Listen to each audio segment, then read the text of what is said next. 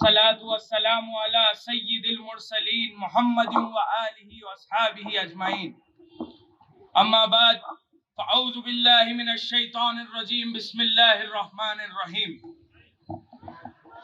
سبحان الذي أسرى بعبده ليلا من المسجد الحرام إلى المسجد الأقصى الذي باركنا حوله لنريه من آياتنا إنه هو السميع البصير. آمنت بالله صدق الله العظيم. بلغ العلا بکمالہ کشف الدجى بجمالہ حسنت جمیع خصالہ صلوا علیہ وآلہ. درود و سلام ان پر اور ان کی آل پر. لائق صدر کریم، بزرگوں، حاضرین محترم، الحمدللہ آج ہم اور آپ جلسے معراج النبی صلی اللہ علیہ وسلم میں حاضر و شریک ہیں. اللہ تعالیٰ نے اپنے محبوب کریم صلی اللہ علیہ وسلم کو بہت سے معجزات عطا فرمائے، اور معراج کا معجزہ بھی آپ صلی اللہ علیہ وسلم کی امتیازات میں سے ایک ہے. معراج عربی لغت میں معراج ایک وسیلہ ہے جس کی مدد سے بلندی کی طرف چڑھا جائے. اس لحاظ سے سیڑھی کو بھی معراج کہا جا سکتا ہے. قرآن و حدیث کے مطابق حضور صلی اللہ علیہ وسلم کا مسجد حرام سے مسجد اقصی تک اور پھر آسمانوں کی طرف اور پھر اپنے وطن کو لوٹ آنے کے جسمانی سفر کو معراج کہا جاتا ہے. قرآن کریم میں سورہ بنی اسرائیل الاسراء کی پہلی آیت میں اس کی وضاحت کی گئی. ارشاد باری تعالی سبحان الذی اسرا بعبدہ لیلا من المسجد الحرام الی المسجد الاقصی الذی بارکنا حولہ لنوریہ من آیاتنا انہ هو السمیع البصیر. پاک ہے وہ ذات جس نے اپنے خاص بندے کو رات کے کچھ حصے میں مسجد حرام سے مسجد اقصی تک سیر کروائی، جس کے ارد گرد ہم نے برکتیں رکھی ہیں تاکہ ہم اسے اپنی عظیم نشانیاں بتائیں. بے شک وہی سننے والا دیکھنے والا. حضور محبوب کریم صلی اللہ علیہ وسلم کی یہ مسافت خدا کی نشانیاں دیکھنے کے پیشہ خیمہ بنی. اس آیت مبارک میں معراج النبی صلی اللہ علیہ وسلم کے پہلے مرحلے کا ذکر کیا گیا، جبکہ اس سفر کے دوسرے مرحلے کا عکاسی سورہ نجم کی ابتدائی میں اس طرح ہے. ارشاد باری تعالی والنجم اذا ہوا ما ضل صاحبکم وما غوا. تارے کی قسم جب وہ اترے تمہارے صاحب نہ کبھی بہکے نہ ٹیڑھے راستے پر چلے. سفر معراج کے 3 مرحلات ہیں. پہلا مرحلہ مسجد حرام سے مسجد اقصی تک کا ہے اور یہ زمینی سفر. دوسرا مرحلہ مسجد اقصی سے سدرۃ المنتہا تک کا ہے اور یہ کرۂ ارض سے کہکشاں کے اس پار واقع نورانی دنیا تک کا سفر.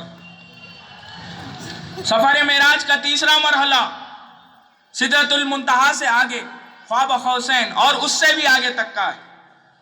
چونکہ یہ سفر محبت اور عظمت کا سفر تھا اور یہ ملاقات محب اور محبوب کی خاص ملاقات تھی، لہٰذا اس راب محبت کو راز میں رکھا گیا سورہ نجم میں.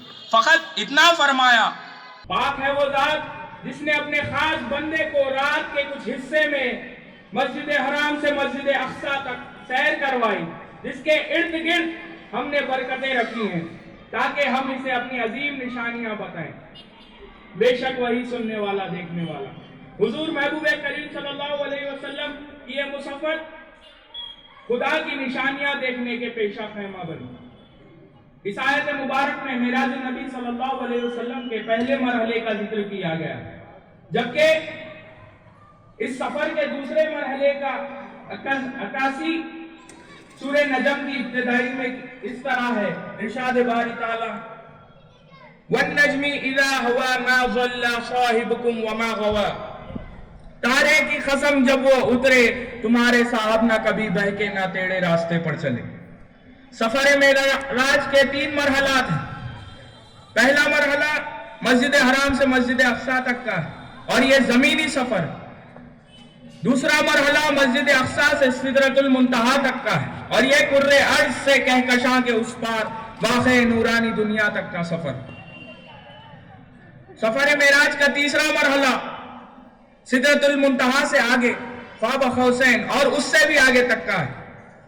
چونکہ یہ سفر محبت اور عظمت کا سفر تھا، اور یہ ملاقات محب اور محبوب کی خاص ملاقات تھی، لہٰذا اس رداب محبت کو راز میں رکھا گیا سورہ نجم۔ فقط اتنا فرمایا کہ وہاں اللہ تعالیٰ نے اپنے محبوب صلی اللہ علیہ وسلم کو راز اور پیار کی باتیں کرنی چاہیں، اور اس نے وہ کر لی۔ درود و سلام ان پر اور ان کی آل پر۔ لائق صدر کریم، بزرگوں، حاضرین محترم، ہم دیکھیں کہ معراج النبی صلی اللہ علیہ وسلم کی حکمتیں کیا ہیں۔ ارباب فکر نے سفر معراج کی کچھ حکمتیں بیان فرمائی، لیکن حقیقت کیا ہے یہ سفر کروانے والا رب اور سفر کرنے والا محبوب رب کریم بہتر جانتے ہیں۔ ان کی حکمتوں سے محبوب کریم صلی اللہ علیہ وسلم دلجوئی سے لے کر محبوب کریم صلی اللہ علیہ وسلم تک اللہ کی منشائیں کی پہلو انسانوں پر ظاہر ہوتی ہیں۔ معراج کی پہلی حکمت یہ ہے کہ اعلان نبوت کے بعد کفار مکہ نے محبوب کریم صلی اللہ علیہ وسلم پر ظلم و ستم کے پہاڑ توڑ دیے۔ معاشرتی سطح پر محبوب کریم صلی اللہ علیہ وسلم کا اور آپ کے پیارے خاندان کا بائیکاٹ کر دیا، جس کے بنا پر آپ صلی اللہ علیہ وسلم کو انتہائی کرب سے گزرنا پڑا۔ بائیکاٹ کے بعد محبوب کریم صلی اللہ علیہ وسلم کے محبوب چچا سرکار ابو طالب علیہ السلام اور آپ کی محبوب ترین زوجہ پاک سیدہ خدیجہ رضی اللہ تعالی عنہ خالق حقیقی سے جا ملے۔ چنانچہ ایسی حالت میں اللہ تعالیٰ نے چاہا کہ اپنے محبوب کو اپنے پاس بلا کر اپنا دیدار کروا دیا جائے اور ان کے سارے دکھ، غم اور پریشانیوں کو دور کر دیا جائے۔ اللہ تعالیٰ فرماتا ہے وَاصْبِرْ لِحُكْمِ رَبِّكَ فَإِنَّكَ بِأَعْيُنِنَا وَسَبِّحْ بِحَمْدِ رَبِّكَ حِينَ تَقُومُ، اور اے محبوب تم اپنے رب کے حکم پر ٹھہرے رہو، بے شک تم ہماری نگاہ حفاظت میں۔ دوسری حکمت یہ ہے کہ اللہ تعالیٰ نے محبوب کریم صلی اللہ علیہ وسلم کو لا مقام بلایا اور لا مقام بلا کر اپنا دیدار کروایا۔ اللہ تعالیٰ فرماتا ہے ثُمَّ دَنَا فَتَدَلَّهِ فَكَانَ قَابَ قَوْسَيْنِ أَوْ أَدْنَىٰ، پھر وہ یعنی اللہ تعالیٰ اپنے محبوب سے قریب ہوا، پھر اور زیادہ قریب ہو گیا، پھر یعنی جلوہ حق اور محبوب کریم صلی اللہ علیہ وسلم میں صرف 2 کمان مقدار فاصلہ رہ گیا، اس سے بھی کم ہو گیا۔ صاحب روح البیاں فرماتے ہیں محبوب کریم صلی اللہ علیہ وسلم نے اللہ تعالیٰ کے قرب سے مشرف ہوئے، یا یہ کہ اللہ تعالیٰ نے اپنے حبیب کو اپنے قرب سے نوازا۔ پھر فرمایا فَأَوْحَى إِلَىٰ عَبْدِهِ مَا أَوْحَى، پاس اس خاص مقام قرب و وصال پر اس اللہ نے اپنے عبد محبوب کی طرف وحی فرمائے جو بھی وحی فرمائے۔ سرکار امام جعفر صادق علیہ السلام نے فرمایا اللہ تعالیٰ نے براہ راست اپنے محبوب کو ارشاد فرمایا، درمیان میں کوئی وسیلہ نہ تھا، پھر راز و نیاز کی گفتگو ہوئی، اسرار اور رموز سے آگاہی فرمایا، جسے اللہ تعالیٰ نے تمام مخلوق سے پوشیدہ رکھا۔ اس گفتگو کا علم اللہ تعالیٰ اور اس کے محبوب کریم صلی اللہ علیہ وسلم کو ہی۔ ترمذی شریف کی روایت ہے، حضرت معاذ بن جبل رضی اللہ تعالیٰ عنہ فرماتے ہیں محبوب کریم صلی اللہ علیہ وسلم نے فرمایا رأیت ربی عز وجل فی احسن صورتی، میں نے اپنے رب کو حسین صورت میں دیکھا۔ دیدار الہی کا ذکر ایک روایت میں اس طرح آیا ہے کہ محبوب کریم نے فرمایا فَأَخَاطَبْنِي رَبِّي وَرَآيَتُهُ بِعَيْنِي بَصْرِي فَأَوْحَى، میرے رب نے مجھ سے کلام فرمایا اور میں نے اپنے پروردگار کو اپنے سر کی آنکھوں سے دیکھا اور اس نے میری طرف وحی فرمایا۔ محبوب کریم صلی اللہ علیہ وسلم کے صحابہ اکرام رضوان اللہ اجمعین، خصوصاً حضرت عبداللہ ابن عباس، حضرت عبداللہ بن عمر، حضرت انس بن مالک، ابو امامہ، حضرت عمران بن حسین حضرت ابی بن کعب رضی اللہ تعالیٰ عنہ فرماتے ہیں شب معراج حضور محبوب کریم صلی اللہ علیہ وسلم نے اپنی سر کی آنکھوں سے دیکھا، اپنی سر کی آنکھوں سے اللہ کی ذات کا مشاہدہ فرمایا۔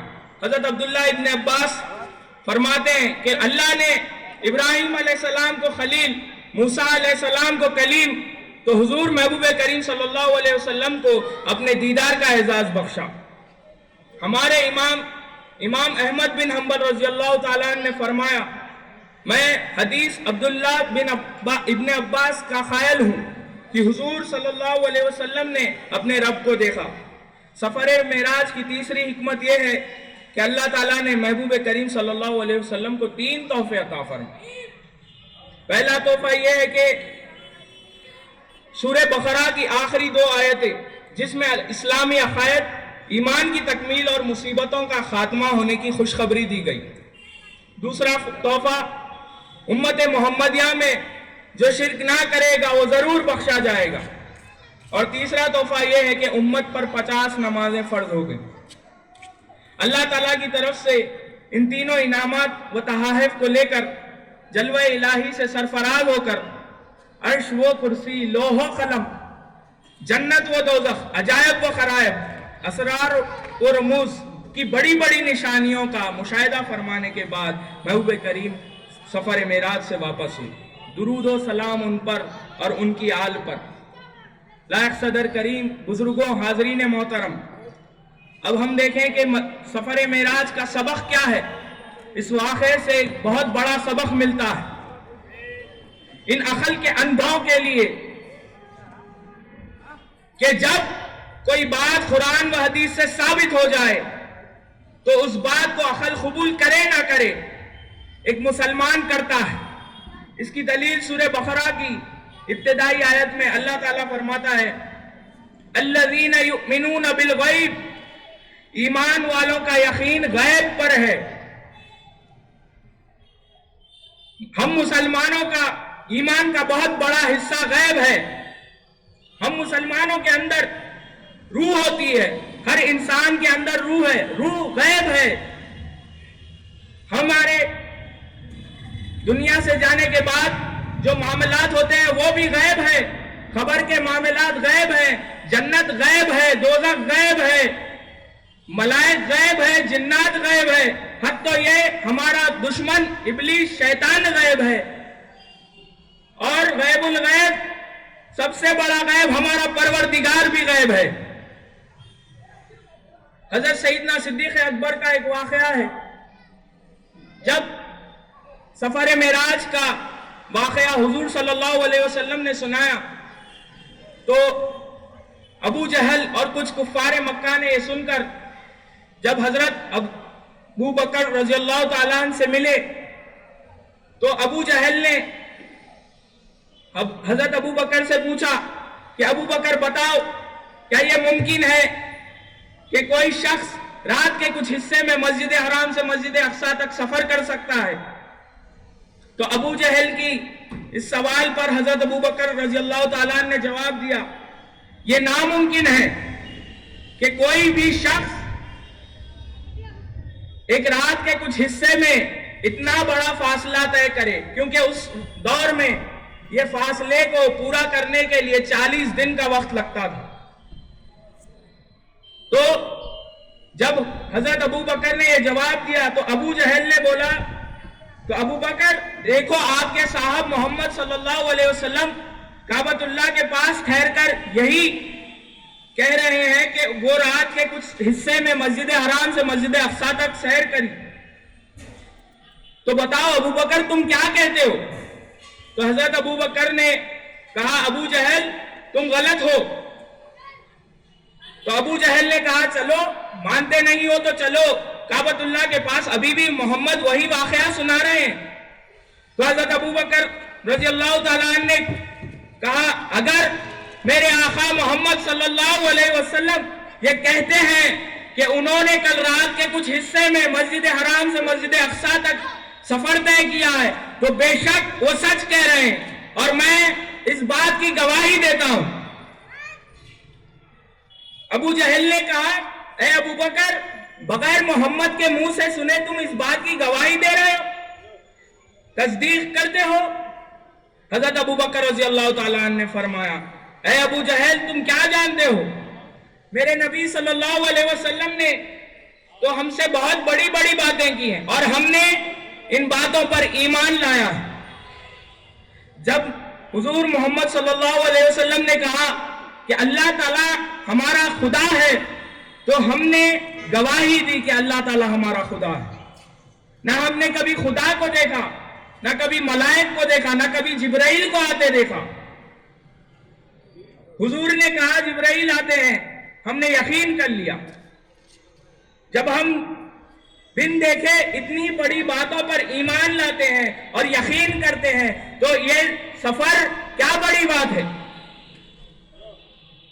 اور جب یہ واقعہ حضور صلی اللہ علیہ وسلم تک پہنچا تو حضور نے حضرت ابو بکر صدیق کو صدیق کا لقب نوازا۔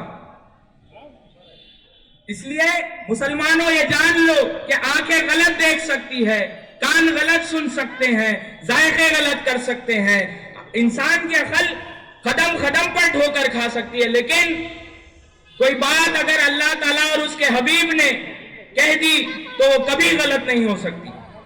اپنی معمولی عقل کو خدا کی زبردست قدرت کے سامنے مت تولو، اس کو تولنا جیسے رائے کو پہاڑ سے تولنا ہے اور خطرے کو سمندر سے وزن کرنا۔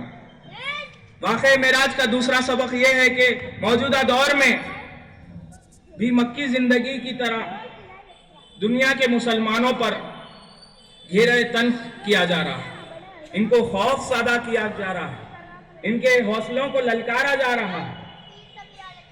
لیکن واقعہ سفر معراج ان سخت حالتوں میں مسلمانوں کو یہ تسلی دیتا ہے کہ وہ مصیبت اور مایوس کر دینے والی حالتوں میں حوصلہ نہ ہارے، بلکہ ہونا یہ چاہیے کہ اس طرح کے واقعات سے ہمارا ایمان اور مضبوط ہو جائے اور ہمارے یقین میں اضافہ ہو جائے، اس لیے کہ جس طرح رات کے اندھیرے کے بعد صبح کا اجالا پھیلتا ہے، جس طرح سخت گرمی کے بعد رحمت کی بارش ہوتی ہے، اسی طرح سخت حالتوں کے بعد اچھی حالت آتی ہے اور حق کا چراغ پہلے سے تیز ہو جاتا ہے۔